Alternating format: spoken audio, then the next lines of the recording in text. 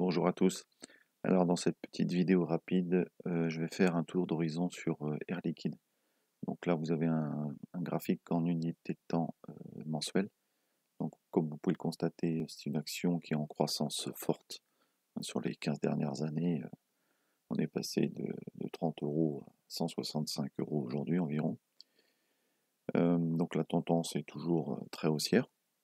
Je vais passer sur un graphique en semaine.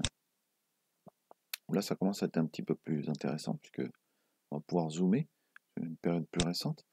Alors, plusieurs éléments intéressants. Donc, cette zone de support là, qui est une zone de support très important, avec ici donc une ancienne résistance qui a été franchie là, testée une première fois ici, testée une deuxième fois ici, avec une figure intéressante qui est une action-réaction.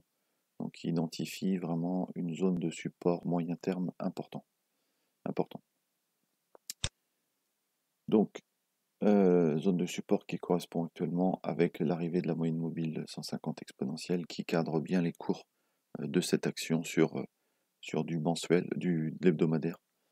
Donc voilà, c'est une zone, moi en tout cas, que je n'hésiterai pas à acheter sur cette zone-là, si on y va, ce qui est pas sûr.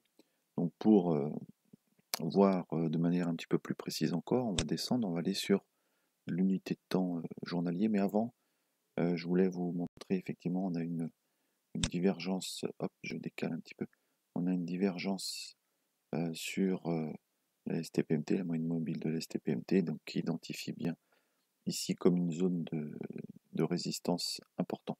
Il va être à court terme, en tout cas même moyen terme, pas évident de passer cette nouvelle résistance.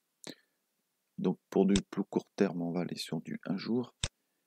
Hop, voilà. Et donc plusieurs faits intéressants. Donc là, on est très clairement dans une forme de range depuis maintenant quelques semaines. On va dire entre 170 et 160. Là, on est en plein milieu. Ce qui va être intéressant, ça va être de voir la réaction des cours sur deux zones. Alors la zone déjà de ces moyennes mobiles, la 20 simple et la 150 expo.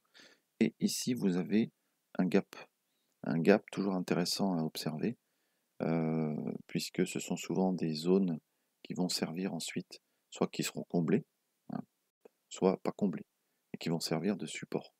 Donc là, très clairement, on voit bien que le gap, le haut du gap, a servi de support au mois de juin, mi-juin, mais n'a pas permis un rebond significatif, puisqu'on est toujours dans une forme de range. Donc moi, je vais patienter et je vais attendre de voir si les cours reviennent tester une seconde fois le gap, l'idéal étant de le combler. Alors deux possibilités. On le comble jusqu'en bas ici, c'est-à-dire la zone des 153, pour ensuite repartir.